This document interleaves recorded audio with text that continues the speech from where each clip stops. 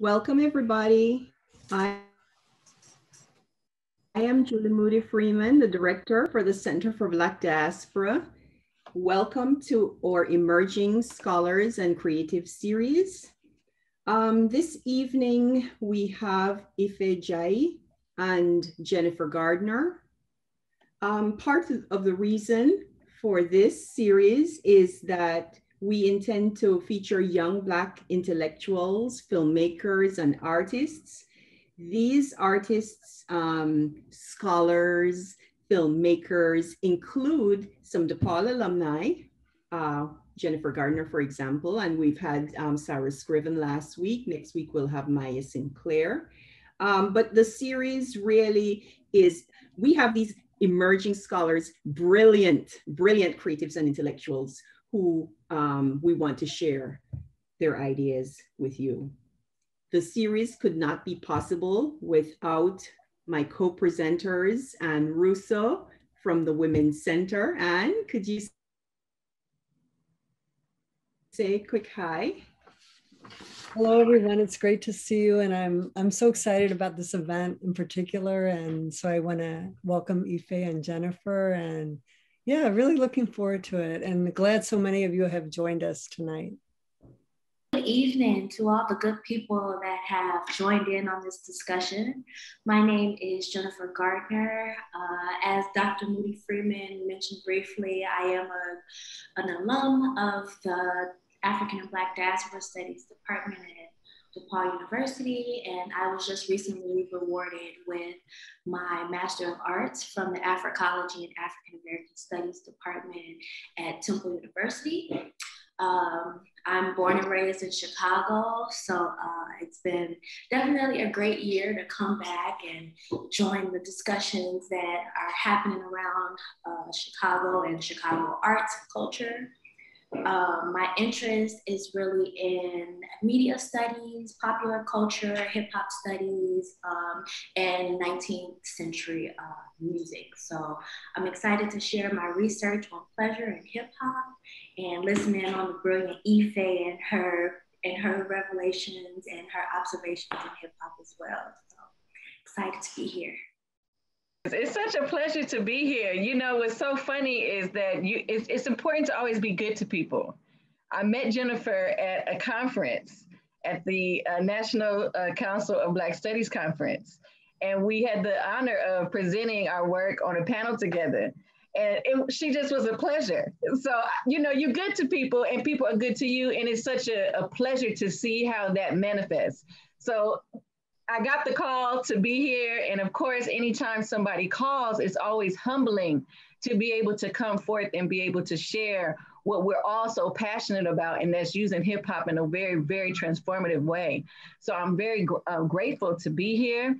I guess if I were to just run off some of my collegiate accolades, I went to Georgia State University for African Studies there and got my bachelor's degree. I was a McNair Scholar, and that was when I first began to get an interest for hip hop studies. I did Africanisms and hip hop music. So the earrings, the gold teeth, the big bling, all of that is not a coincidence. So that was my first fascination with hip hop and African culture and African studies. I went back and got a master's degree as well from Georgia State University in African studies, and then went back again so that I could become a teacher of more of like a historical kind of thing. So I got the Master's of Arts, and I'm at UCLA right now trying to finish up this last hoorah and working on my PhD on using hip hop as a form of education, a form of theory, a form of pedagogy, and then hopefully adding a sixth element to hip hop elements that we all are familiar with, which is I offer as hustling or entrepreneurship. So I'm on a master mission to try to do things. I call myself a hip hop artist. I also just released an album called Street Sankofa. My producer is Rollo Styles, the seminal producer for Nipsey Hussle. I came up from that whole camp of young men. I'm from South Central Los Angeles, went to Crenshaw High School. So hip hop is a part of not only what I do as a student, but it's also something that I live and breathe. So I'm very honored to just hold space and tell my truth And I hope that you all will consider it as you are resolving your truths and reckoning how we use hip hop all together as a community. So thank you. I appreciate it. Thank you, Ife. We're going to just go ahead, because now that we've been introduced to you, I'm really eager to learn what you both have to contribute. The theme was on Black feminism, and I'm looking forward to hearing how your take on hip hop sort of like resonate on this theme. And so in whichever order you want it to go, the format can be, it could be in the form of a presentation, but it also could be conversational where you can, people can pose questions. It's however you'd like it to be. But Jennifer, if you'd like to start us off, and first let us know what you're talking about, what your topic is, and so forth. And if you need to share a screen, feel free to do so. I've made you a co-host. Okay, I'm going to share my screen. I've prepared oh, that's my dad. My dad. Gonna share my screen. How do I do that? Okay, can everyone see my screen all right? Yes. Okay, so the title of this presentation is If Not for the Pleasure, Then At Least for the Principle, Championing Pleasure Through a Hip Hop Lens. So my start in pleasure politics or research of pleasure was that I'm just interested in the way that we feel good. I'm interested in the natural inclinations that we have towards things in our cultural community, and how does that reflect and build on our identity or as we see ourselves in the world. I think that the African community in the United States is very much observed, and a lot of the things that we do are taken out of context or out of historical reality that we live each and every day. So I love to make the connections between the two. I want to take this time also to acknowledge my ancestors in spirit, because they have guided me to this passion work of mine. And have motivated me to research into this unique and revelatory topic. So like Ife, born and raised in this hip hop, I see its orientation in the global world and how people are impacted by the things that African Americans have created. I've noticed how hip hop has permeated literally every part and fabric of our lives, from the way that we speak, the way that we fashion our clothing, the slang, the way that we interact with one another in our communities. And it even determines which event that we attend and how we present ourselves at these events. So hip hop is very important in the way that we structure our lives and our identity. So our history as Africans play a tremendous role in how we view ourselves. It begs questions of freedom, emotional restitution, and happiness, especially at heightened moments where our freedom is often scrutinized, ridiculed, and stifled. Although many Africans on the continent and in the diaspora are freed from this colonial subjugation, the very same Africans have yet to relinquish the mental and emotional subjugation that came from enslavement, colonization, civil rights era, Jim Crow era, and even the Black Power movement had some stifling factors that we kind of lost ourselves, that on the main basis framing that we think that we have lost ourselves. But in actuality, we see it just transformed in different ways. And here I have some pictures of the way that we join together in community celebrations, like the capoeira in Brazil, or the Juba dance or ham boning that originated in Haiti, but was brought here and has its foundations in Southern America, to the block parties in all 5 boroughs of New York during the 70s and 80s, where really hip hop has emerged. And my personal favorite, house parties in Chicago, where you have those basement atmosphere and, it's very small but intimate and very lively. And in this, I see that as a tradition of our African culture. So how does this idea of eternal joy and satisfaction and wholeness develop over time for people that have been enduring such extreme oppression and disrespect? I hope everyone can see this graphic pretty well, but it was provided by Portia K. Mosby, and it's talking about Africanisms and African-American music and the traditions in which it has kind of been arranged. And from this, we see the continuum of African consciousness in America and how it manifests itself in evolution of African-American culture. The music, the dance, folklore, religion, language, and other expressive forms associated with the culture of enslavement were transmitted orally to subsequent generations of American Blacks. So where does this place us, and how do we identify ourselves through this tradition of music? And if you see, like, I would put 2000 hip hop after like a mix between the new jazz swing, techno, and like the go-go neo soul, like in that little area. I would place what I would say like trap music, drill music, I would place it in that area. So I recognize that it takes intentional motivation to create satisfaction. You have to be intentional about every moment, every feeling, every opportunity to create this space or this environment for satisfaction. And in order to experience the totality of a meaningful life, it is simply not enough to just know, but you must feel the full expressions of life. Pleasure politics seeks to engage in this complex, messy, sticky, and joyous negotiation of agency and desire that are irrevocably intertwined with our pain. And I think of like the Frankie Beverly and Maze song, Joy and Pains, like sunshine and rain. You can't have one without the other. And I believe that you can't understand one without the other. But that's not to say that pain is equal to pleasure and pleasure is equal to passion. So when we're looking at pleasure, it can be considered as one of the most vital internalized instruments to measure freedom because it has the potential to reveal a genuine awareness of the self. You can advocate for oneself, make healthy decisions, live in one's truth, as Ife mentioned in her introduction. And it can even offer balance in spiritual, physical, and emotional relationships.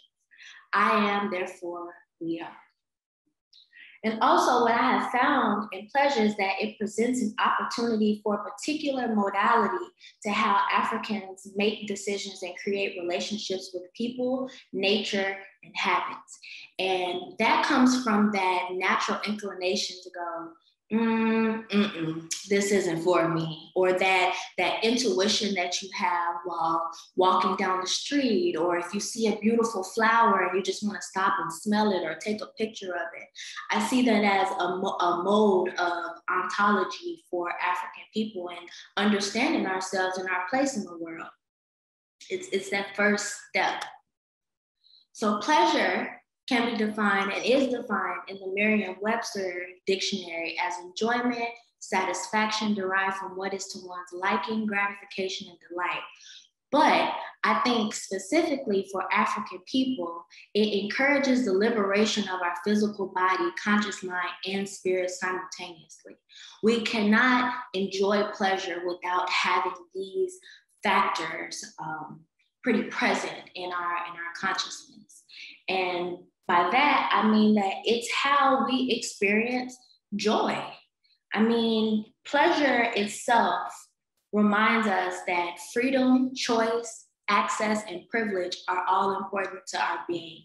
And Norman Harris reminds us that freedom is the ability to conceptualize the world in ways continuous with one's history. So you cannot feel free if you do not understand yourself from a historical and cultural context, which pleasure invites and encourages. So in her book, and I love this book, I feel like it's a great introduction to how to feel good. It's written by Adrienne Marie Brown, and she talks about pleasure activism as it works to create social, economic, and political structures that support pleasure. And I have in the brackets advocacy, because I think that's very important for Black people, especially in the United States, and building what we need in our institutions, our social and cultural institutions. So she writes that pleasure activism asserts that we all need and deserve pleasure and that our social structures must reflect this. In this moment, we must prioritize the pleasure of those impacted by oppression much.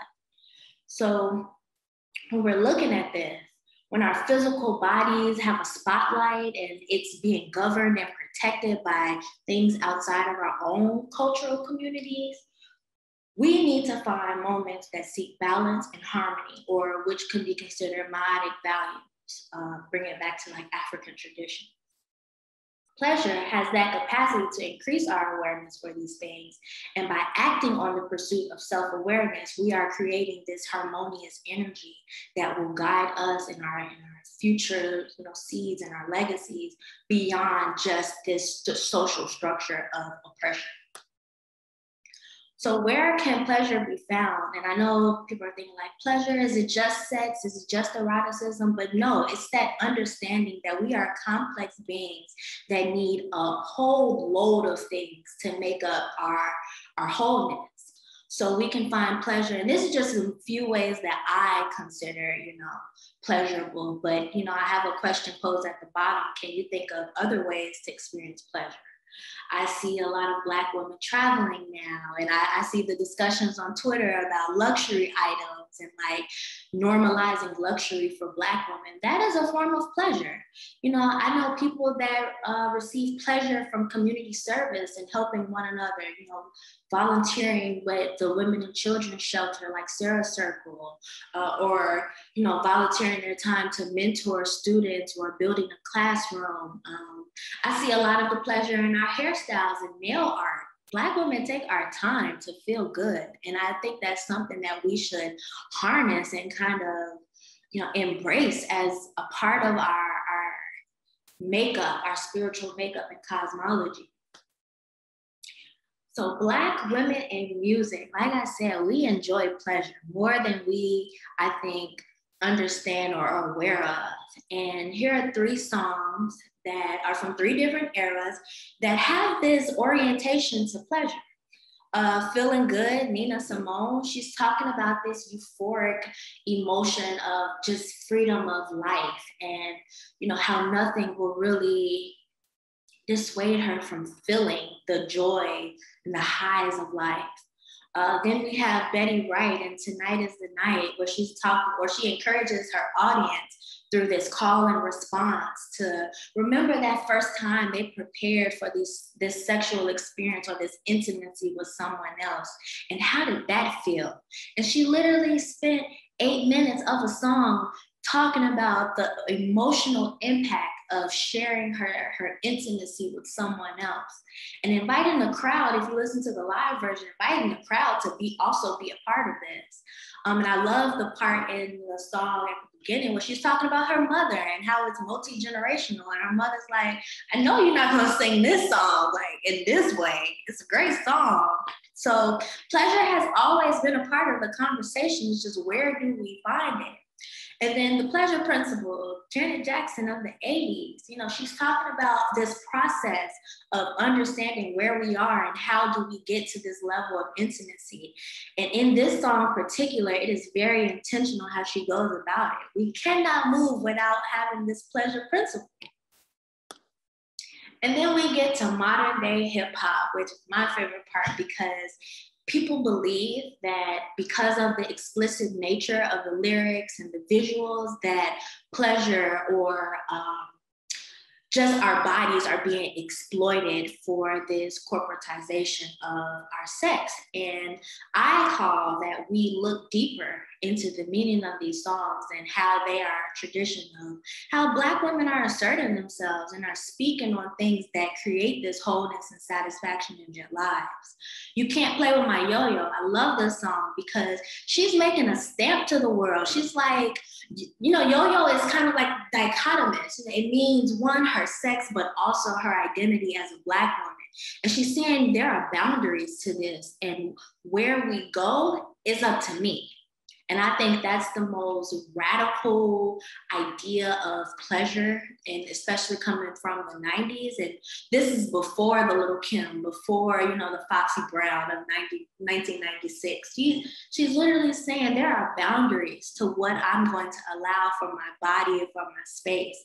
And that's an idea of pleasure. Our human journey relies heavily on the foundation of our individual goals and collective values. We have to look at this music and say, what does this mean? Where would this take us?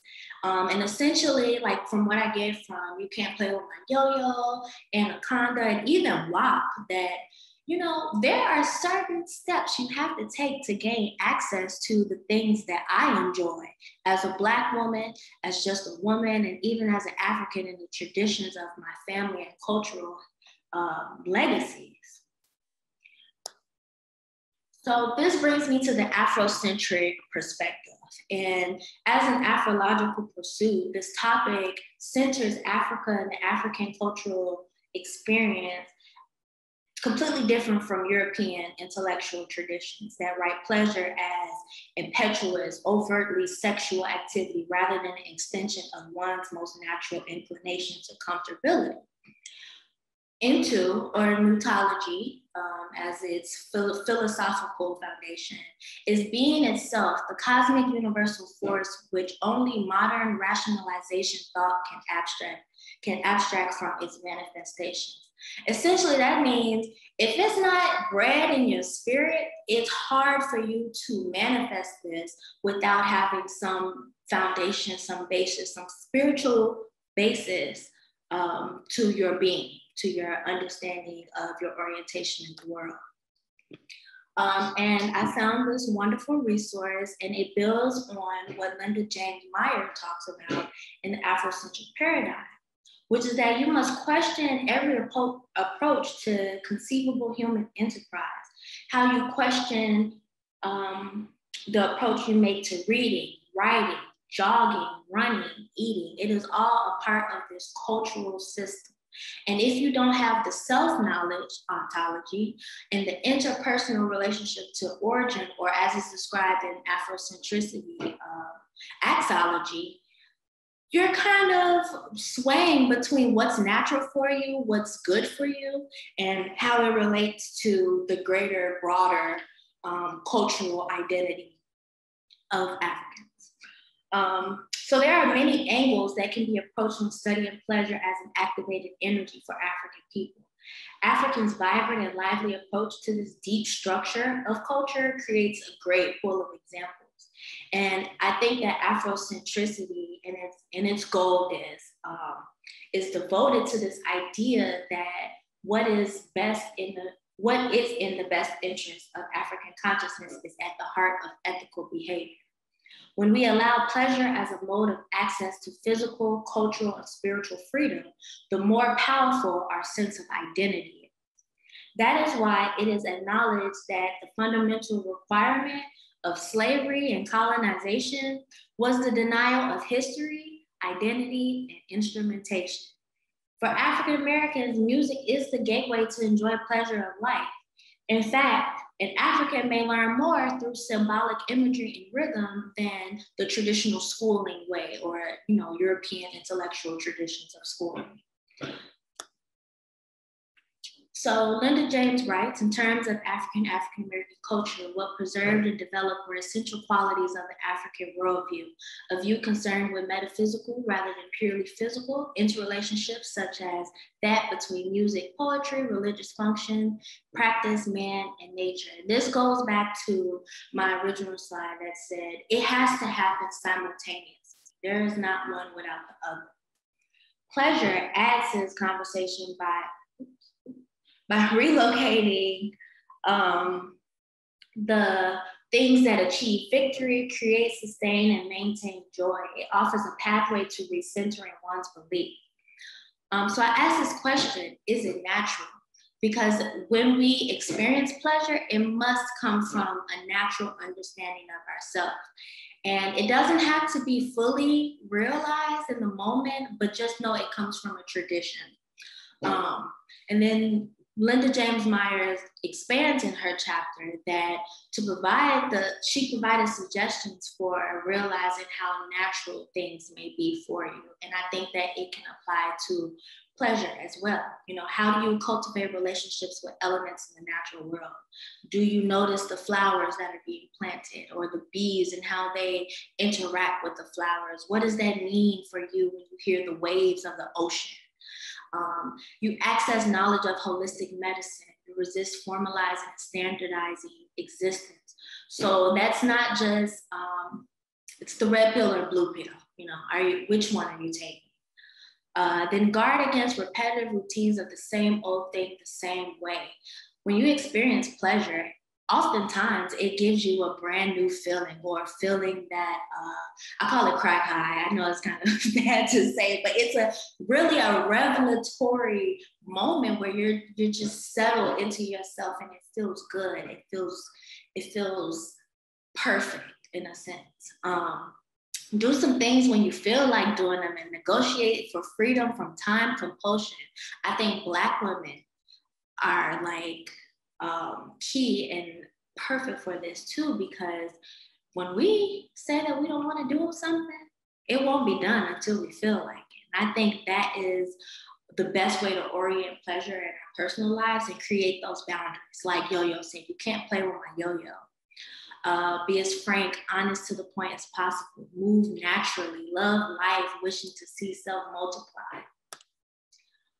So here's just my theory, that hip hop is the only institution manufactured and influenced by Black people in the United States.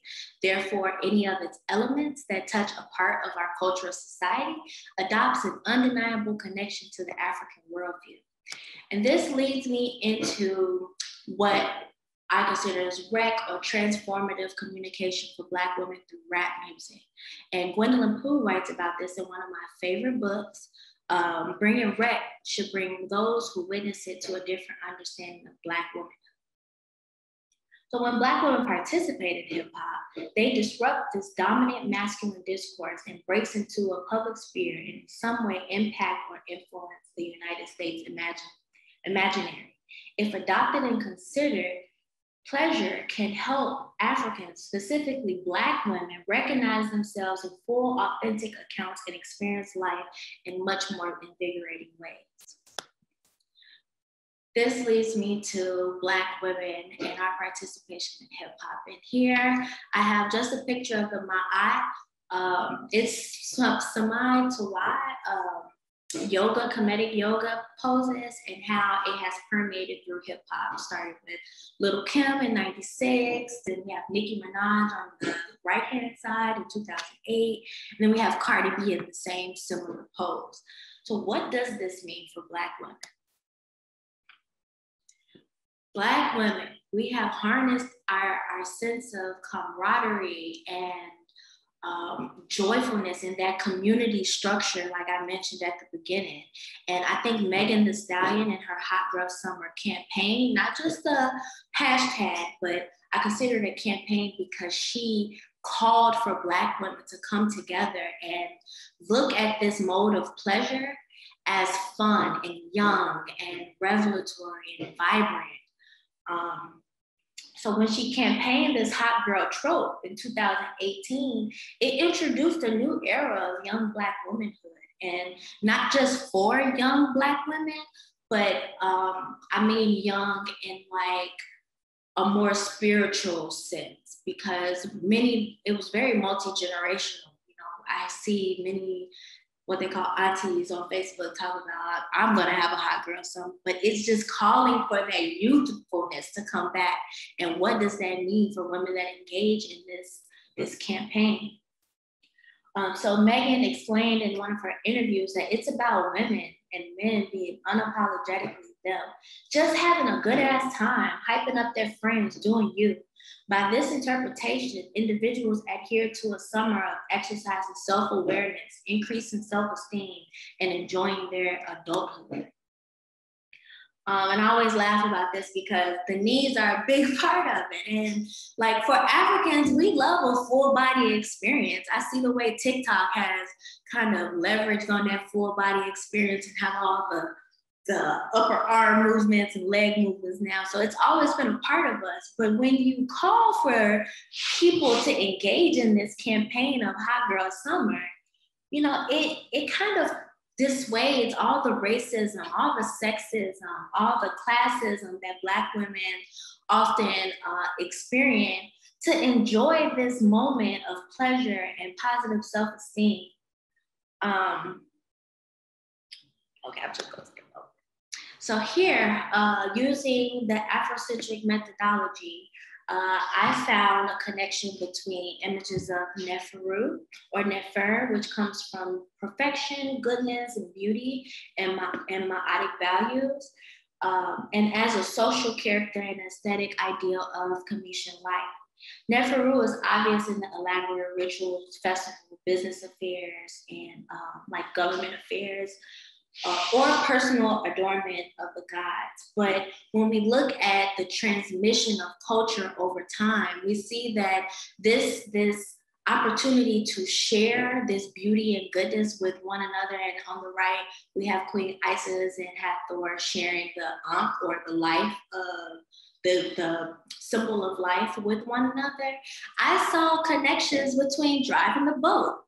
And although, you know, sharing libations today is normally through some cognac, you know, the principles still stand. We are enjoying this cultural, this rich historical culture from Kemet. And it's also a moment to look at where is this creation of pleasure. And where I see it is that pleasure presents an opportunity to imagine conditions outside of this European domination and influence. It's accessible for all people to engage in this creation of agency. It's something within grasp in our own community, where we can just take a friend and say, come on, girl, let's go to the middle of the circle, or let's cipher together. Let's invite you to this block party. So the power is the ability to define reality. And when we are looking to, or when we're seeking pleasure, we want to harness the power that is within us. So that comes with identity reclamation, or how you talk about your life, or, you know, your family history, the emotional, intellectual identification. So, you know, do you really understand what you're feeling and how you're feeling? Demystification, which I think is very prevalent in the Hot Girl Summer campaign. How are we using our bodies, and how is it different from how we've seen our bodies before? And refine, I put in parentheses, refined understanding, because I think your idea of understanding can always change each and every day, the more that you learn and you grow and you experience things. And then finally, mastery. Once you become one with yourself, living in your truth, you can share this as an expert of pleasure, of power. And lastly, just the consequence of non-reclamation. So when we don't identify with ourselves naturally, what could happen? Our ecology breaks down. I know I'm a plant mom, and I have several plants around the house. And I know that if I take just 1 week away from nurturing my plants, they will tell me, they will suffer. So imagine if our entire global community has lost their sense of identity in themselves and have lost the power in themselves. What happened to our water? What happened to our trees? I think about in recent times, Sierra Leone just, they sold off a portion of the rainforest to China. And I feel like that, if harnessing pleasure, when we are looking at our environment, we will see nature as an extension of ourselves. Alien self, so looking in the mirror and you can't really see yourself in the most beautiful way that the divine has created you. You see other things. There are conditions called body dysmorphia that, you know, you can't recognize how exactly your body feels. And when you can't recognize yourself, you can't make decisions for your body.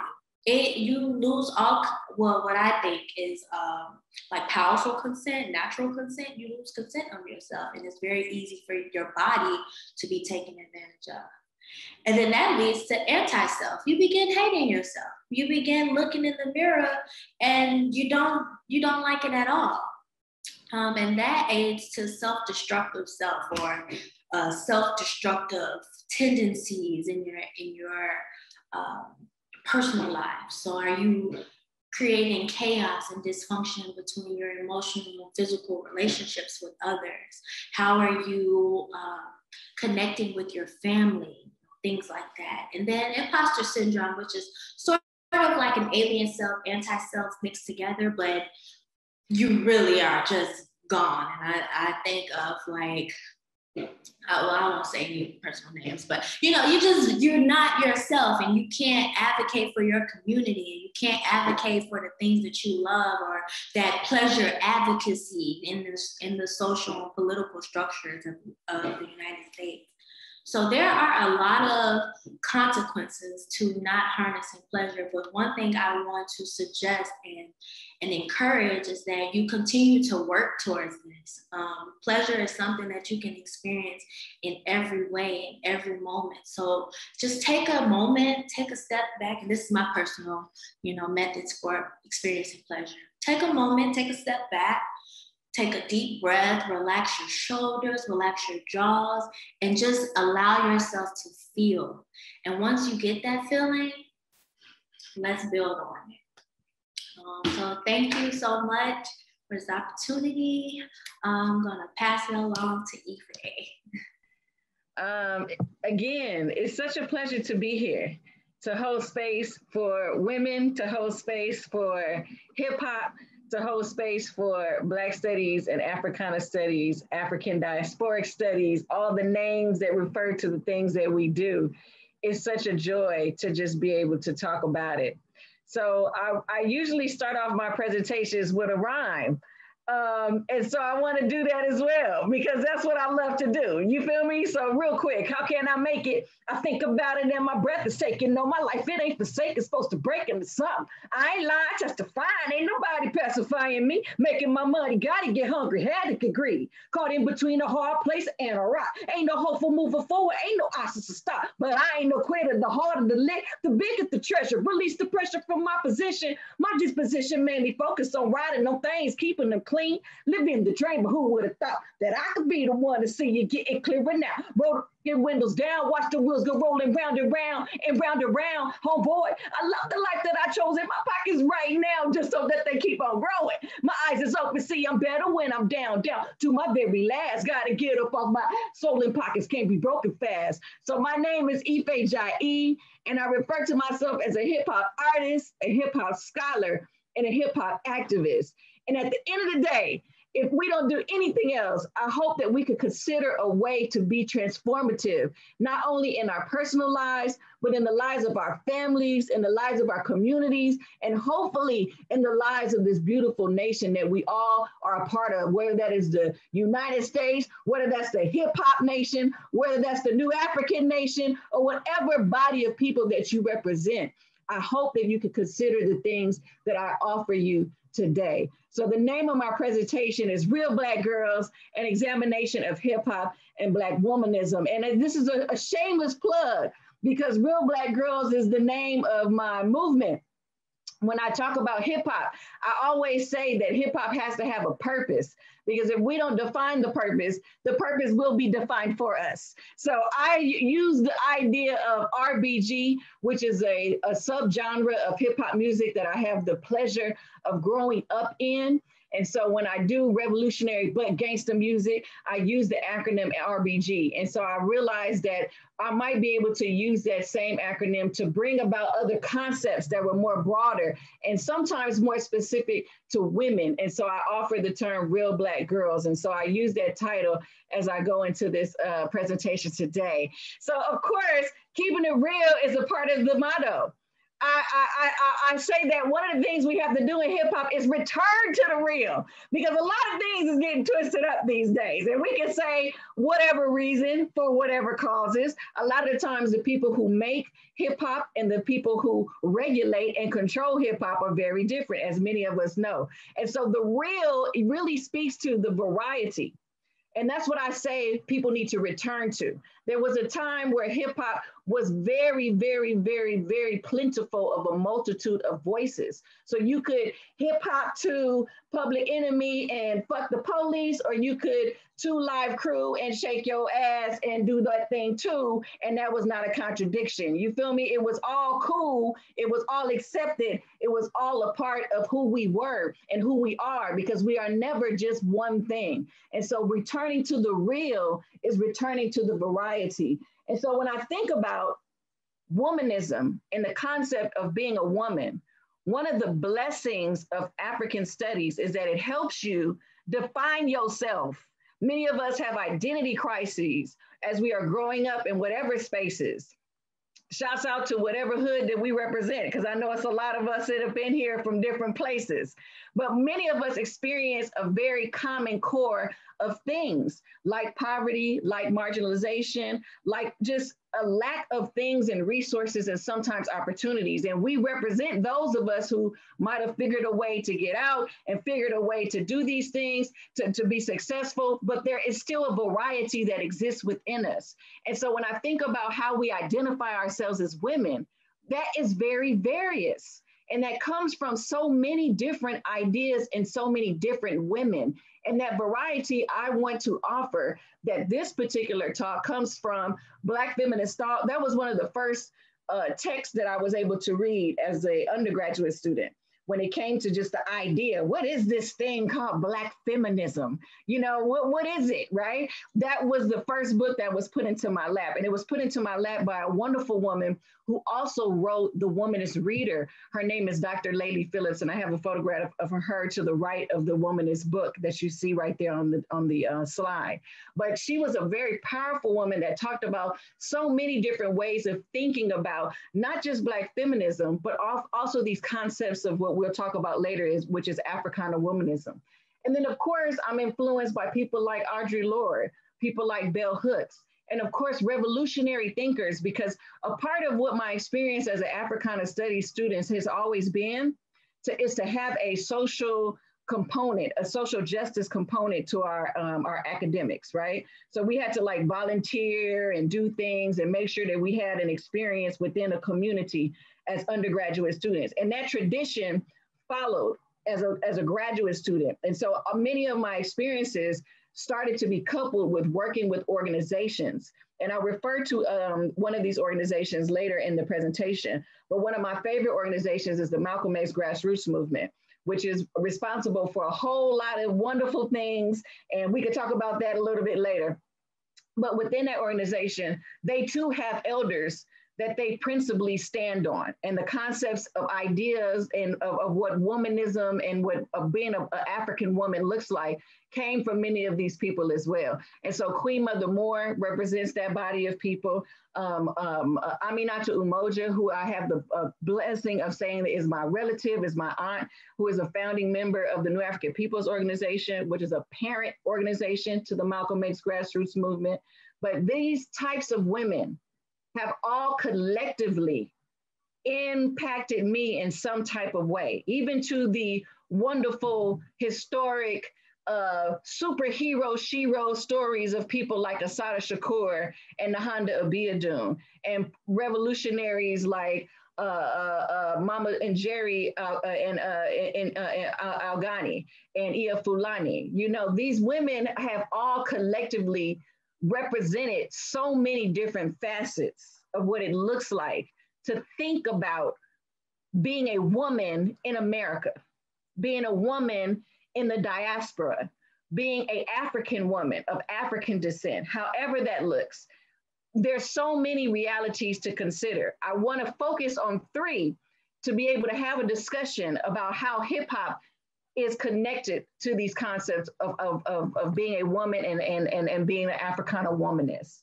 And so I want to begin by making sure that we are all on the same page ideologically. These are how I define these concepts. And I bring out the very most prominent, because I think many of us are very familiar, with Black feminist thought, because that was like a wave when that book came out and that research came out and that, you know, provocative text came out. Patricia Hill Collins did her thing. And so it was so provocative that, you know, a lot of people are very familiar with that. And so I want to begin by making sure that we're all on the same page. The way that I define Black feminist thought is that it provides a synthesis of body of knowledge that is crucial to putting the perspective, into perspective the situation of Black women and their place in the overall struggle to reduce and eliminate gender, race, and class inequalities. And I highlight the emphasis on Black women. One of the criticisms of Black feminist thought is that it is a, you know, kind of like a direct response of, you know, feminism, of the feminists, of the, you know, the American feminist movement. And so a lot of people initially criticize Black feminist thought. But, you know, I think if you really investigate it deeper, I think that you can be honest enough to say that it does centralize the woman, but it is a lot more expansive in the ideas about what Black women want, as opposed to what the feminist movement was wanting out of the feminist movement. You know, as women, we wanted different things, but we definitely agreed that there were things that need to be had. Are you feeling me? There's levels to it. And so I want to just say that because I think that's a shade that Black feminist thought usually gets, is that it's a direct response to the feminist movement. And so again, there's a variety of ways to think about what does it look like to be a Black woman in the diaspora, an African woman in diaspora. And one of the ways that I want to offer as well is Africana womanism. A lot of times, you know, depending on the professors that we have as African American studies students or Black studies students or African diasporic students, we may or may not come across this term. And I realize that there's some of us who have professors that are just not versed in this type of thinking, because it's very, what am I trying to say? It's not as popular as Black feminist thought. And you have to really be into gender studies and these type of studies to really come across this work. But I'm excited always to make sure that I offer Africana womanism, which was coined by Clenora Hudson Weems in the late 80s. And her thing was not just about Black women, but what I think was powerful about Clenora Hudson Weems was that she started to think diasporically. And that was also a transformation in our, you know, intellectual growth, that we started to recognize, yes, African people in America do have a unique experience because of the Ma'afa, because of so many different dynamics, but there's also a global reality that many of us all have to recognize we exist under, and that is diasporic, which means if you are African in Venezuela, if you are African in Mexico, if you are African in Italy, if you are African in the south side of Chicago, there are going to be some things that we are just going to have in common. And I appreciate Clenora Hudson Weems for recognizing that, because what makes this even more important is that as African women, there's a common core that we share as well. And we may not recognize that, but what I love about Jennifer is that she always gets me thinking about things I don't never really think about. You know, all this pleasure stuff get you titillated, you know, get you thinking and stuff. But I love the way you say about our hair. That is a thing that you can find very common in women. And that's just an example, just off the top of my head, being able to show you how powerful thinking about our realities diasporically is. Because something like enjoying making sure that our hair is together is something that many of us diasporically can relate to. And that identity is nothing that you can take away from. There's something very beautiful in being able to say, I can go to, you know, Portugal and find the Black girl who know how to braid hair the way that I braid my hair over here in South Central Los Angeles, because that's what Black girls do. You know what I mean? And so there's again, a variety that exists within how we think about Black womanhood, but Africana womanism expands that to encompass all women of all African descent. As I mentioned before, one of the things that I really have to be honest about is that being an African Studies major, we get the permission to be justified, not just in the textbooks and journals and in publications, but we get to be justified in the streets, because there's an authenticity that we know exists on the ground. And sometimes it's not always chronicled, which is a part of our job, but it's not always chronicled in academic texts. And so although Africana womanism, although Black feminist thought is a very academic and a very scholarly body of work to be able to think about what it means to be an African woman in the diaspora, I rely at the end of the day on a concept that's based off a political organization, as I mentioned to you before, the New African Peoples Organization. And that concept is called New African Womanism. And I was introduced to this as I was a member of this organization as a grassroots kind of participant. And we were doing a lot of political work and a lot of things for political prisoners, including Assata Shakur and Nahanda Abiodun. We used to put on like concerts for them and raise awareness about, you know, them being in exile and being away from their families. And, you know, it was a very transformative experience. And these women came together and decided that Africana womanism was dope. It was good. Black feminist thought was dope. It was good. But it didn't reflect the identity that they adopted as women, as New African women. And I want to be able to begin to shape your understanding of how they thought of themselves by first recognizing that the concept of New African recognizes that as African people in the United States, we are owed a body of land. We are intended to have something that we can tie our identities to, because color and superficial things like that are not enough. You need to be able to have land. Like Malcolm X says, you know, Black only describes the skin color. You're not just Black. What are you? What land do you come from? If you ask other people, are you from Italy? Yes, I'm Italian. If you ask someone, are you from Nigeria? Yes, I am Nigerian. But if you ask an American Black person, where are you from? We say African American. We say things that don't necessarily reflect all of who we are and experience that we have in this country. And so there's a body of people that got together and identified 5 major states in the United States. And they said that this land should be recognized as land that our ancestors have bled, have died, and have struggled to be able to earn and identify as their own. And those states are Louisiana, Mississippi, Alabama, Georgia, and South Carolina. This movement spawned people that exist today, like the mayor of Jackson, Mississippi, Mayor Chokwe Lumumba, whose father was a founding member of the New African Peoples Organization.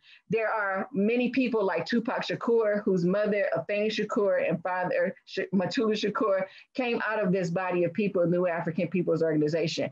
Many people have learned later that this was the parent organization for a lot of other revolutionary acts that we see down the line, also including the Deacons for Defense, and which was a very powerful body of people. If you really get a chance to read a book called We Will Shoot Back, but it talks about the Mississippi struggle movement and how deacons from church was walking around with pistols because they was playing no games. But this whole revolutionary idea of being New African influenced a body of women that came up with a concept called New African Womanism.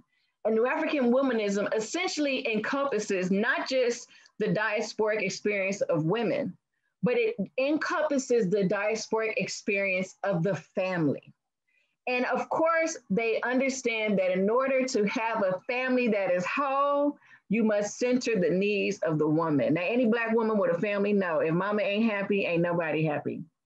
Your job is to make sure that mama got everything she needs, because a happy wife is a happy life. And these are little colloquialisms and sayings that we say around the house, right? But the truth is that these women recognize that if the woman is healed, if the woman is whole, if the woman is able to have a holistic experience that is supportive emotionally, physically, financially, all the things that are necessary for a woman to be herself and abundant in everything that she is destined to experience, then the family, the most fundamental unit of our nation, will be healthy and whole as well.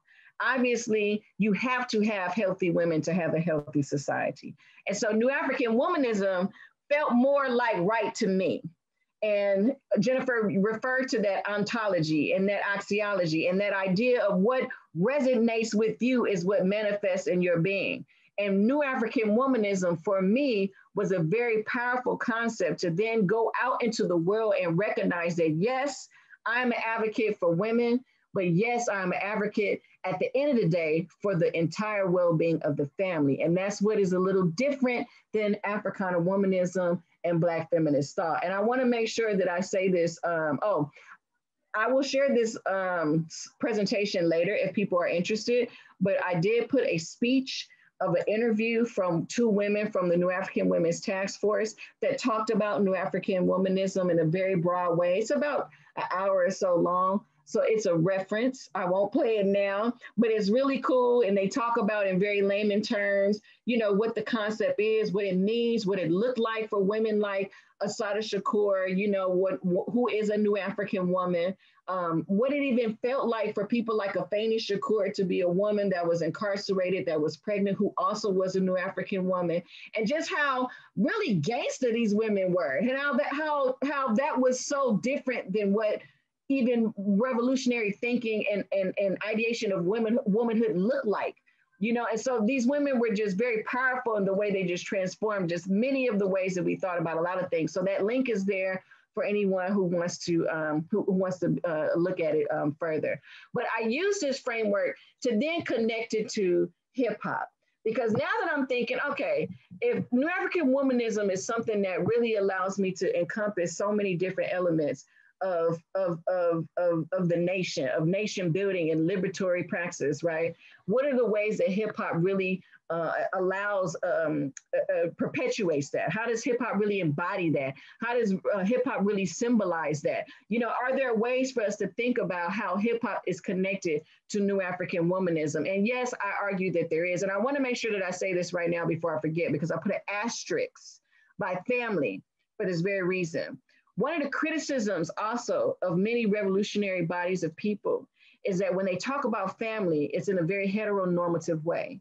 But what's very interesting is that many of these women who talked about these concepts of New African womanism would disagree that it was exclusive to any other ways that we define family. What's interesting is that that type of rhetoric is usually the narrative that gets told.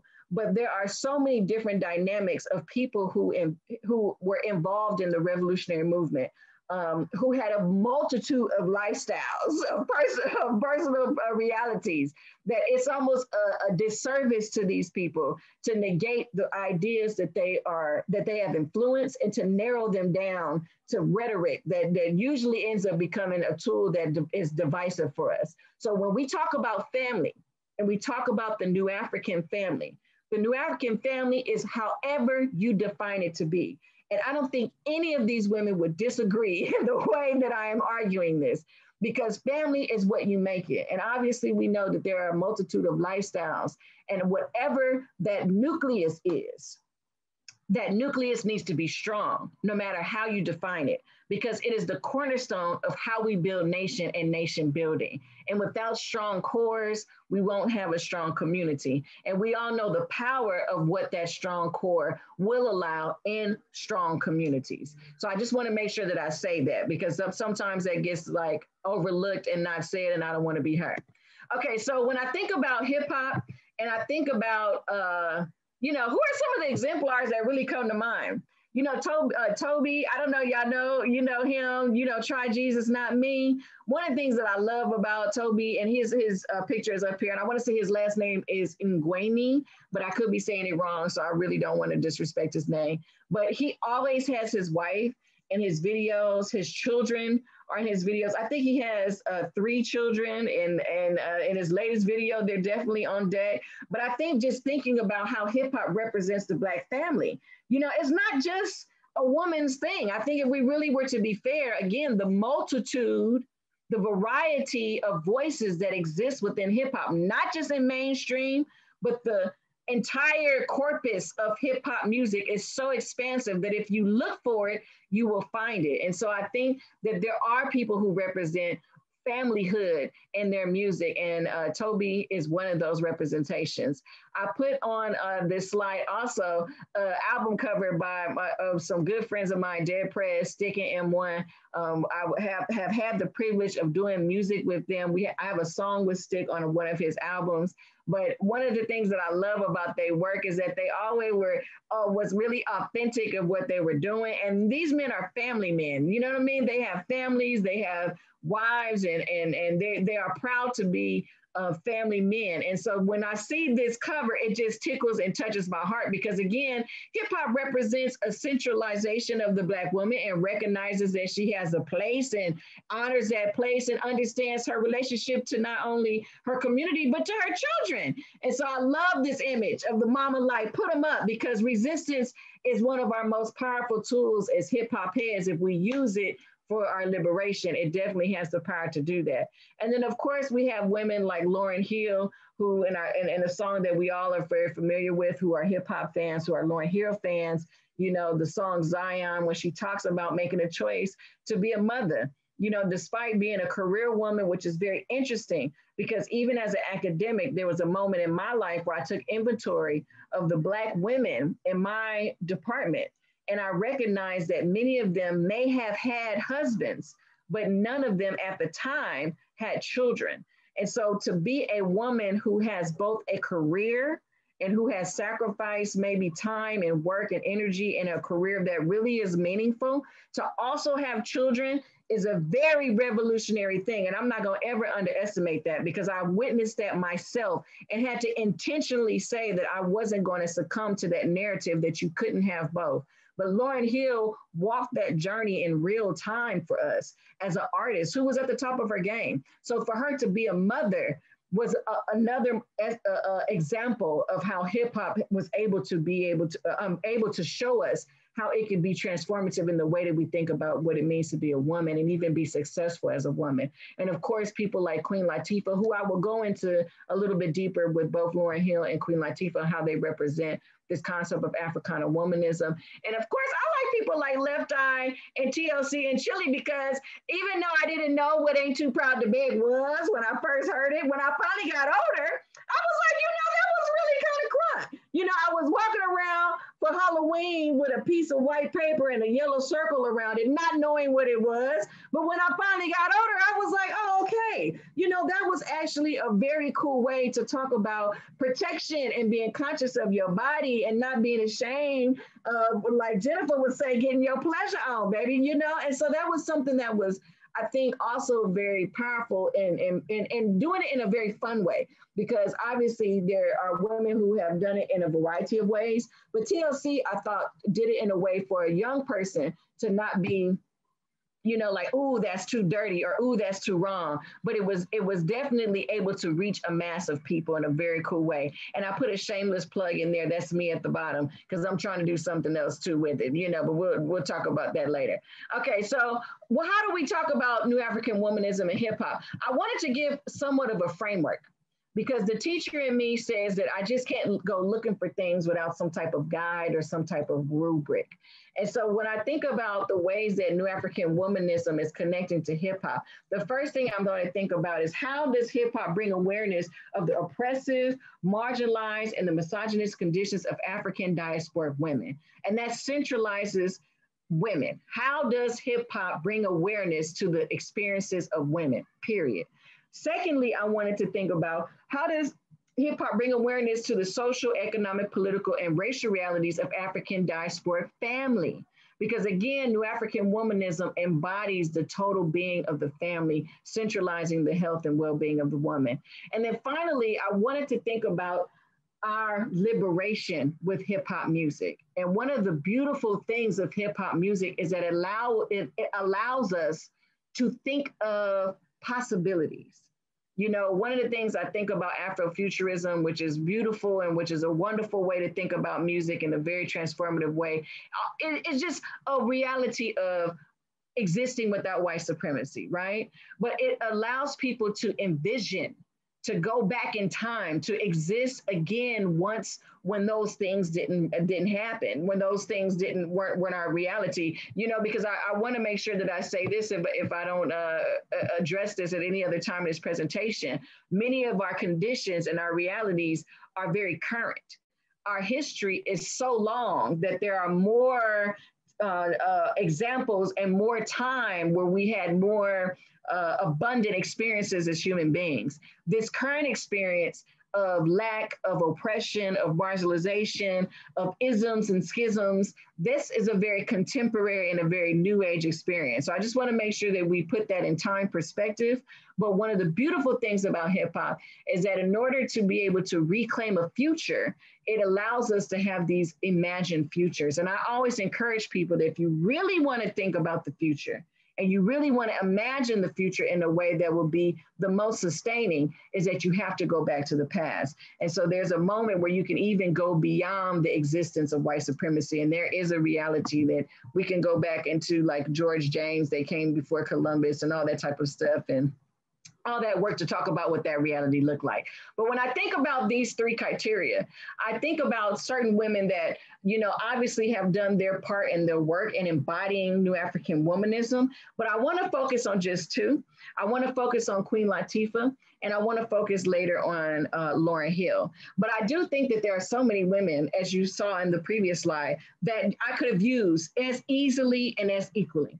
One of my favorite quotes from Queen Latifah is, "I decided early on that I was going to put on my crown and rule my world by acting right and treating myself like a queen." So from the very beginning, Queen Latifah came into a very male dominant experience of being a hip hop artist and decided that she was going to stand with a certain type of integrity. And that in itself was very transformative and very liberatory and very revolutionary, okay?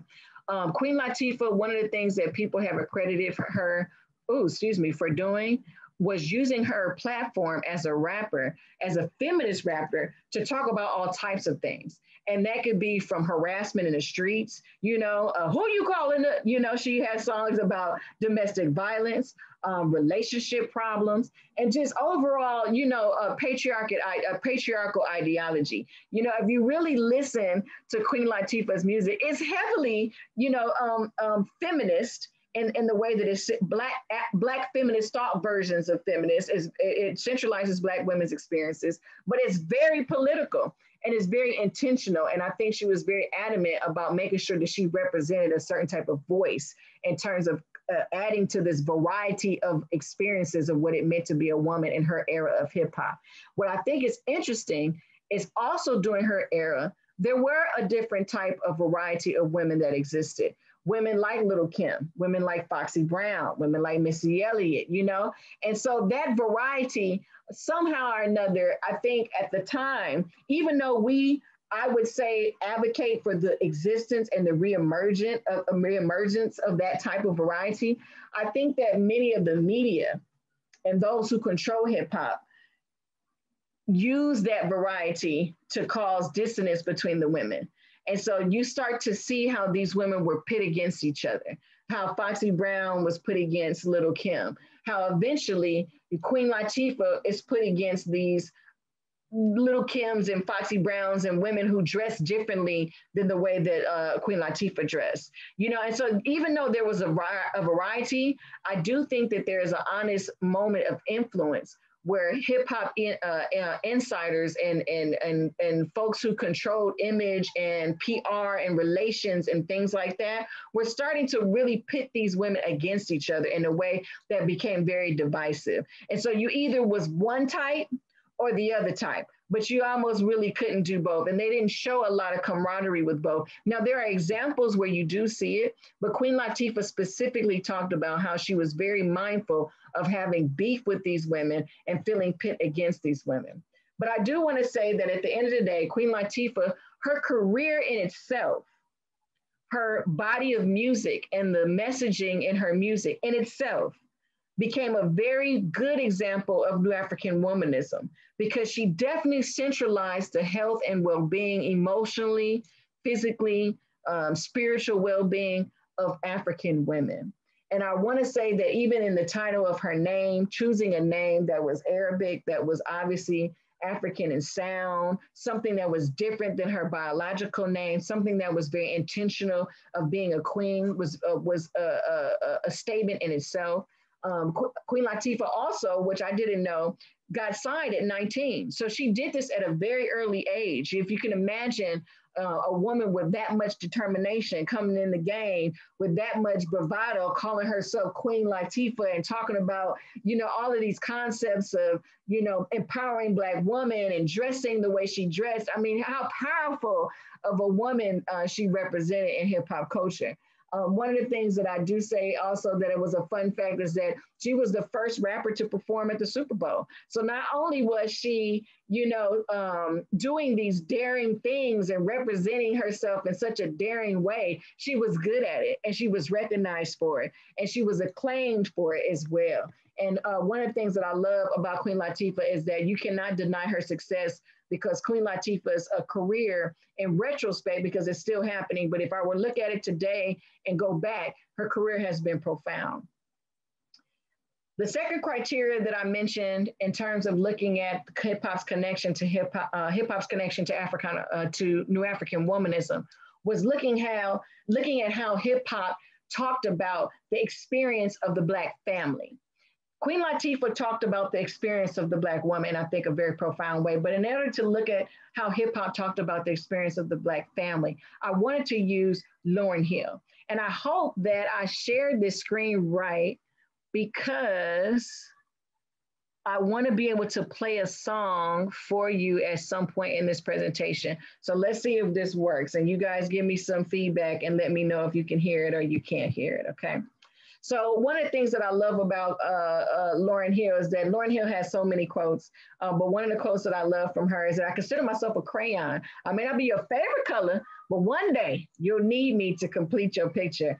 And I love that in combination with the Black family, because no matter how you cut it, no matter how you slice it, there is no Black family without the Black woman, without the African woman being central. When you talk about Lauryn Hill also used her career in a very transformative way.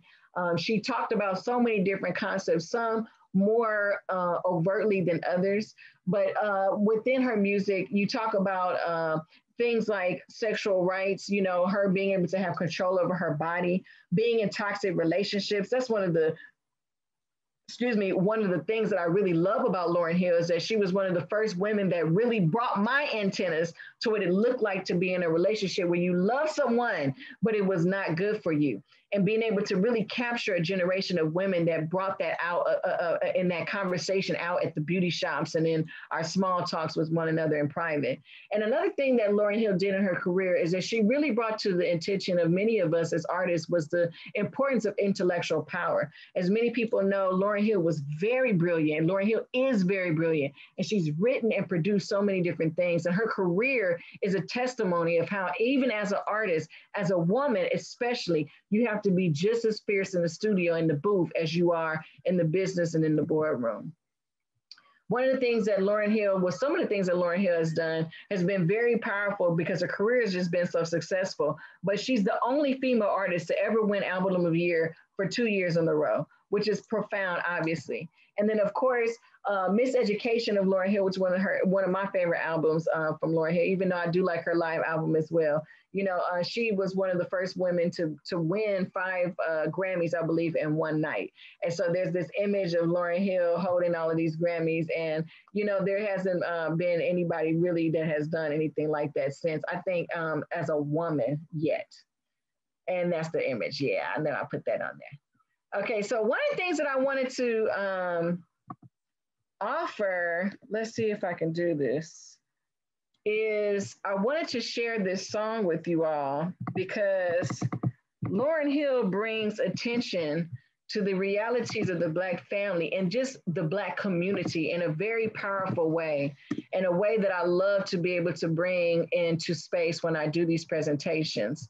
And I'm going to see if I can do this. Okay, can you guys hear this?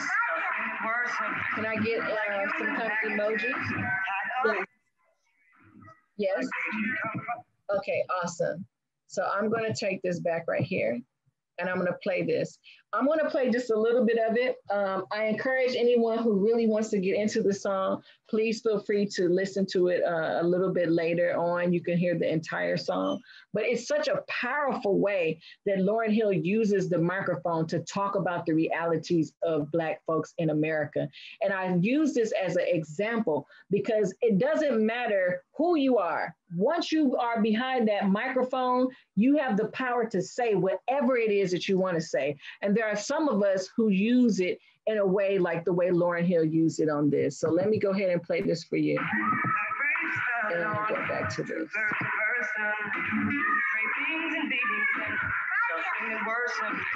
Like human packages tied up in strings, like they come from these kinds of things. Like race founded on blatant denial, sweet economics, subsistence survival, deafening silence and social control. Like they just founded on wounds in the soul. When the dogs bite, when the bees sing, when I'm feeling sad, I simply remember all these kinds of things, and then I don't feel so bad.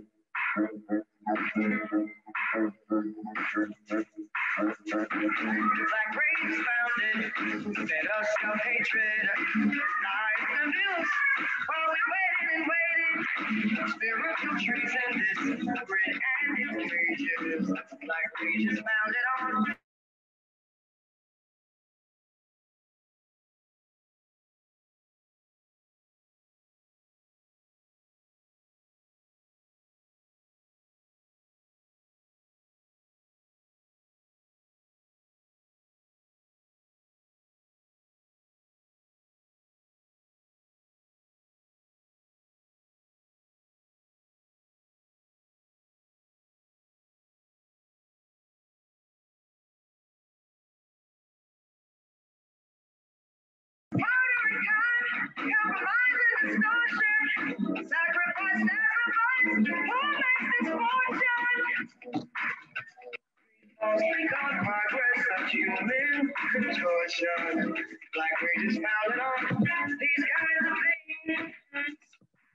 All right, and that's about half of the song. Again, the song is so powerful. It's so moving. I think if if we had more time, we could literally spend a presentation on just analyzing the lyrics of that song alone. But I put just the beginning of it because I wanted people to be able to see from the onset of the song what direction she was going in. And I think the melody of, the familiar tune, these are a few of my favorite things. It's such a wonderful juxtaposition, the way that she chose to use that melody to talk about such ugly, egregious atrocities that are happening to African people. But again, just those first two stanzas, to me, helps to set the tone of what this song talks about. And this is not something that's specific to just a man or just a woman or just our children, but it is our experience. And so I love the way Lauryn Hill allows us to see how hip hop can absolutely be used to talk about not just experiences of women as we see with Queen Latifah, but also the experiences that affect the entire Black nation, the African diasporic family. And so finally, I want to offer some opportunities to explore possibilities and futures. Because one of the responsibilities of hip hop is not to just talk about the problem and not to just bring to the world and to the masses the experiences and the realities that we live every day, but it's also to provide some type of hope, but to provide, and also to provide some type of imagination. It is an element that can be, it is a piece of our culture, an element of our culture, music, that allows us to escape in so many different ways. And so there's nothing wrong with being able to use hip hop to now imagine different things of ways of being and how even we define ourselves as women. And so I want to offer some of my favorite women who I have the pleasure of knowing personally and having worked with some directly, but women who I think offer another way of even considering what it looks like to be a woman in hip hop. Because as we know, although we have the Cardi B's and we have the Nicki Minaj's and we have the Megan Thee Stallions, unfortunately, the variety that exists within what's real within Black girlhood or Africana womanism or New African womanism, the extensive body of who we are as African women, is not reflected in hip hop, not in mainstream. And I'm not going to sit and say that it is, because I think that it's very narrow. And I think, unfortunately, it's becoming more and more and more narrow, which means that there are it's a demand for many of us who have a passion for hip hop to raise our voices so that there is still an opportunity for that variety to exist. And although that variety may not exist on a mainstream platform, the beautiful thing is now hip hop music can be consumed in a variety of ways. It doesn't have to be just on the radio. So as we think about other ways of imagining what it even looks like to be a woman and to be able to put a little spice in what we are experiencing right now as the majority of the type of voices and the majority of the type of messages that we are listening to right now in hip hop culture and mainstream hip hop culture, I want to offer groups like Oshun. These two sisters based out of New York are dear friends of mine, but they are wonderful musicians and their music is amazing. They definitely embody this Afro-futuristic type of imagery, and you know, some of the concepts and videos are very fun and very cool. So I definitely encourage you to follow them on Instagram, on Facebook, on Twitter, whatever social media platforms, and get into their music. But their name is Oshun, O-S-H-U-N. And I believe if you Google them and put like sunflower in the title or something, they'll pop up. Again, another personal friend of mine, a sister named Cyrock, she just released the album Possible Future. Cyrock has a wonderful way of bringing the old school type of hip hop aesthetic to a new school type of flavor, and has this whole goddess identity, you know, to her movement. And so Cyrock with her latest album, The Sharecropper's Daughter, is a very, very, very dope album. And I want to encourage you all to be familiar with her work as well. And then of course, shameless plug, I just dropped my album, Street Sankofa. My music is definitely way West Coast, but it absolutely has a principle and a message and a movement behind it. And the whole idea of Street Sankofa is again a part of the reckoning of futures, of being able to return to the source of things, and so so that we can know how we should move forward in the music and in the culture. And of course, two of my other good friends I want to shout out before I finish, because I think it's about that time for me to wrap it up, is my sister Sharice Nicole, who just dropped the album The Right, and another woman named Startup MC, who dropped the album a little while ago, who is a phenomenal rapper as well. So I just want to make sure that I summarize this whole entire conversation with leaving you with just some concepts on how to think about ourselves as African women, as women who are living in the diaspora. However you identify yourself, whatever you identify yourself as, I think it's important as just African studies scholars, as Black studies scholars, as African diaspora scholars, to be able to consider these three main bodies of ideology and theory. And one of the things that I say about hip hop music, as I dare say I'm a hip hop scholar, is that if hip hop is not used for our liberation, it will absolutely be used for our destruction. And so there's an element of self-determination that we all have a responsibility of taking on as hip hop heads. If you don't have a reason for what you're doing as a hip hop scholar, you should think about what you could be using it for, because it's a very powerful tool. It's a tool that we can use to be able to bring attention to things on a global platform. And it has such a powerful aesthetic to it that it can be absolutely transformative and it can be absolutely liberating.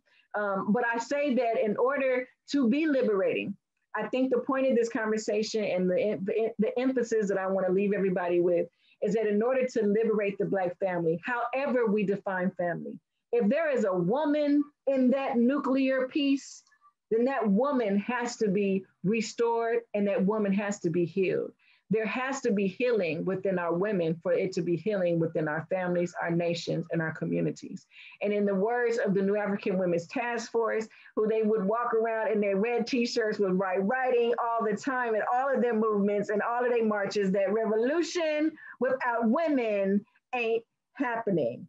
So that's my time. My name is Ifejie. Please follow the movement, www.ifejie.la, and that's me on Instagram, IFEXJIE. It's a pleasure to be here with y'all, and I'm available for any questions or follow-up depending on how much time we got left.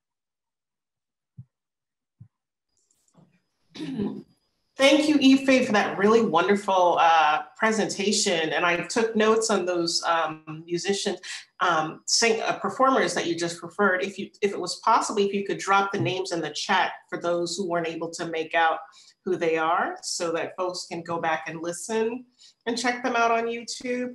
I also wanted to open the floor to questions. I realize it's late because the lighting has gotten darker in my space. So we do have time for questions, and I'm sure everyone here probably have a few.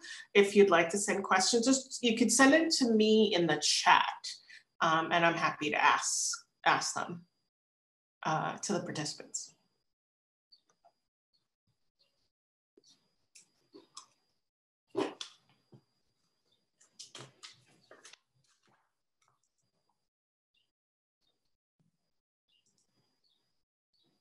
Did anybody have any questions they'd like to ask folk?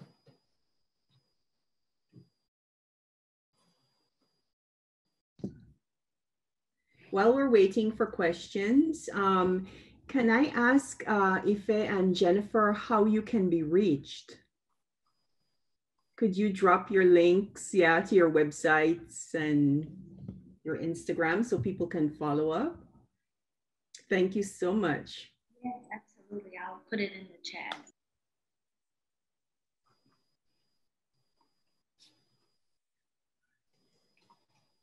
I know that Ann Russo had to leave early. I don't know, Julie, if you had any prepared questions that you wanted to ask.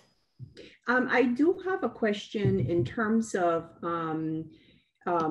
your arguments in terms of when we think about family, Black people really have always had to create family at times, not in the way that America or Western thinking or Western people would create family. So in terms of sexuality, what does maybe New African Womanism talks about in terms of sexuality? Yeah, no, I appreciate that question. And that's why I mentioned that family was a very broad definition, however broadly you define it. But I think what's very interesting is that at the time, being able to talk openly about your sexuality wasn't trendy and it wasn't accepted in very revolutionary spaces. But many of these women had same-sex partners, and many of these men had same-sex partners, but their personal lifestyles were just that. They were personal, they were private. There were things that did not come out later until we start learning more about the realities of how they were living and some of the conditions that they really were experiencing, not just as African people, but people who also were marginalized because of their sexuality. And so that's why I say that I don't think that these women who sat at this table, who started to really develop these concepts of New African Womanism, I don't think that they would be opposed to at all defining the family. However, that individual or that body of group of people self-determined, because that was more of a driving principle in the organization, was live your life on your own determination. Don't allow others to define or defend you. Do you feel what I'm saying? Mm-hmm. So even though these women, they were not able to vocally come out and say, this is what we believe, because at the time that wasn't the lane, but it allowed, because we are a protracted struggle for women like myself who grew up under the tutelage of these women, who saw their wives and their girlfriends and peeped the way they were really living, to be able to be bold enough to say now, to give voice to that experience that, yes, those ideas of family are very broad. And many of us, because of so many different conditions, our families are dynamic as you can think, whether it's biological mothers who have taken in sisters' children or neighbors' children, or somebody who raised you that you really don't have no blood relation to, but y'all surviving together, you know? Family is very broad. And that's why I want to emphasize that it's not an exclusive heteronormative thing. And I don't want it to be put in a box like that, because I think people would miss the point if they did. Yeah. One more question that I want to maybe, can I get a date or some type of period when and is it New Africana Womanism or New African Womanism? New African Womanism. So the New African People's Organization, it has a history. It has a moment where it has a constitution that was written by people like Dr. Mary Obadeli, Queen Mother Moore, Robert Freeman, a lot of different people who were very prominent, leaders at the time. And there is a date on that. And I could Google it and I can send it to you possibly. But the organization does have a history. And as you see in the recent Aretha Franklin biopic, there's a reference to them. There's a moment where they come to her house to talk to her father, who obviously is this prominent social justice leader because he's a minister. And they want Aretha to, listen to their plight, to kind of buy into their movement and support their movement. And it's really interesting the way that the New African People's Organization is starting to emerge in popular culture, because it was such an underground organization for so long. But yes, there is definitely a day and a time period where you can start seeing even the pattern of how they relate to other movements like the Move 9, and just all kind of different precursors. Thank you. Yeah. We have a bunch of questions. Okay, all right. I know, because I have a million. I had a lot of questions too. So this question comes from Chloe, who says, how do you think representation of women in hip hop has progressed and will progress? And to add to that question, when people think of sort of Black women in, like those photos that Jennifer shared with, the Black woman in the thong and her butt and her body becomes the object, do people really listen to the lyrics, or are they so consumed by their nakedness? And so this is to add to the question that Chloe posed. How do you think representation of women in hip hop has progressed, have not progressed, and will progress? Yes, and thank you. Chloe was that the name for posing this question.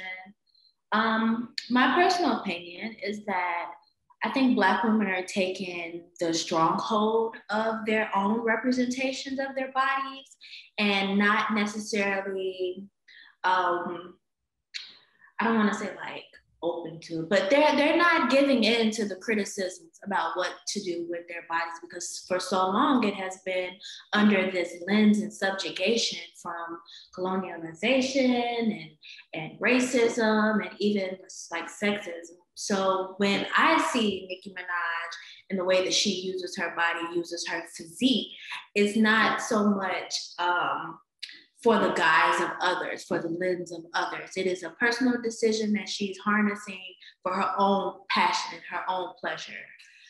So I think in the future, and this goes back to, I think what Ifejie was saying, how it was taboo before, those conversations with the older generation about the way that we express our bodies will help Black women in particular use their bodies in more progressive and more educational ways that isn't just exploited as an object. It becomes more subjective. It becomes more personal for them. And I think I want to add on to that, because I agree with Jennifer, and I want to add a piece to that. My concern is always variety. That is always my bottom line. That's what makes hip hop real, is because it's various.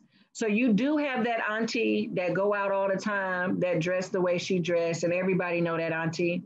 But then you also have that auntie that go to church on Sunday and wouldn't be caught dead with that stuff on. And then you have the auntie that know how to cook all the time and she cuss a lot and she like to drink, but everybody know that she mean well. So my thing is that a part of what is existing within hip hop doesn't reflect the variety.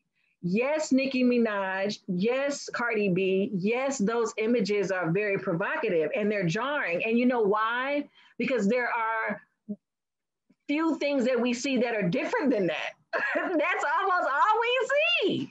And not to say that it's their fault, because again, to Jennifer's point, these are grown women that are using their bodies and know what they're doing and using their bodies in the way to get them the acclaim and the fame and the things that they want. And I'm not shading them for doing that. They have every right to do that. And what's crazy is that to a certain extent, they know that y'all like it. They know that somebody is going to buy it. So they invest in that. You feel me? So you almost what? You can't hate the player. You got to hate the game at the end of the day. But the truth of the matter is that it's not enough variety. It's not fair for a little girl to only see that. That's not fair. Just like it's not fair for her to only be in a household where she sees domestic violence. It's not fair. She should be able to see a variety of ways of being, so that our children and our youth and even we can be able to conceive our own realities of what really is authentically ourselves. Because maybe I want to dress slightly like that, but not all the way like that. Maybe I want to wear, high heels with my shorts, but I want to wear a shirt that don't really show my stomach like that, because it made me feel uncomfortable. So that's my thing. It's the variety. So to Chloe's question, I don't think that the culture has been as expansive as you would have assumed that it should be in 2021. You would think that it would be more mainstream variety of what it looks like to be a woman, to be sexy, to be cute, to have it going on and still be popular. You feel me? So I don't think hip hop has done a good job. I think it could be better. But I think if you got out of the mainstream and you looked at the underground, that those women exist, but you have to get out the mainstream to be able to see those women. Okay, thank you for that response. There's someone else who asked a question because Ifejie, about Lauryn Hill, and can you speak to what happened to her career and why did we lose her voice? Question for Ifejie. Oh my God, we talk about Lauryn. Lauryn. I went to a Lauryn concert and she showed up and she did a great job. Okay. I said, and her voice was very much present. Voice was very much. Well, I think though, to be honest, I think what happened to Lauryn's career, if I were to be honest, again, Lauryn accomplished things that a woman had never accomplished before. And too much is given, much is expected in return. And there are things that I think became very heavy for Lauryn to carry. I think the way that she emotes through her music tells you exactly how heavy these things were. If you listen to her last album where she's like, I think not the last, it might be the second to last, but it's her live one where she's on the guitar. And it's just her going acoustic and she's just emoting. She's explaining to you the pressures of people who are trying to control her body, control her music, control her voice, and how she is not necessarily going all the way insane, but she is having moments of having to really grapple with the emotion and the struggle of these things. So I think Lauryn Hill is a woman who's living in real time. And I think if you look at the example of women like that, you don't see a difference too much between people like Nina Simone and people like we just saw the Billie Holiday story, which was a profound, beautiful job, that woman did depicting her. You see that there is a burden that comes with being a woman who is bold enough to say things that matter. And I think Lauryn Hill is just an example of how we see the pressure of what that really does look like over time. But I think if you were to be honest, if you were to see Lauryn right now, she will give you what she wants to give you. And you have to be okay with that. And that's in itself, like, what? Yeah. There's a question in the chat about what readings or documentaries on the subject would you recommend? Are there any sort of documentaries or books that you think, if anyone wants to learn more about hip hop and Black women, I would actually What are start things you could put out there? Blues women. Oh, what is it called? Blues women, badass and blues women, or something like that. It's missing me right now. You could Google it. I'm sure it's one of the few works about blues women and them being just real off the chain. That was one of the first books that really introduced this concept of like that archetype, you know, of the woman who was using her voice to really talk and start up stuff. And you're talking about like the Ma Rainey's and the Bessie Smiths and all of that. But Are we talking about Angela? Is that Angela Davis's book? It might be Angela Davis book, because it's all Okay. blues women and legacies. It's a blue book, and I can see it in my mind. It's like right on my bookshelf. That might be Angela Davis's book, because that's one of the first. I read it a long time ago, but start there and then read Portia K. Mosby's book. I love that Jennifer uses her work. That was one of the best books that I actually was able to use as a foundation to my thinking. So those two books, those you can't go wrong with those. And I would add The Power of Black Music. It's by last name Samuel, but it's a Black book with some blue writing on it. And then also a documentary for the pleasure aspect of it, if someone's interested. It's a documentary called Dilemma of Desire. That places like the hip hop generation, and like they talk about third wave feminism, but it's about how women are using their bodies and finding their voices through instrumentation, musicians, and just like performative works like spoken word and things like that. Wonderful. Yeah, it actually is Blues Legacies and Black Feminism, Angela Davis. Yep. And the other one was what? Dilemmas of Desire? Dilemma of Desire. Yeah. Dilemma of Desire, okay. Documentary. Oh, okay.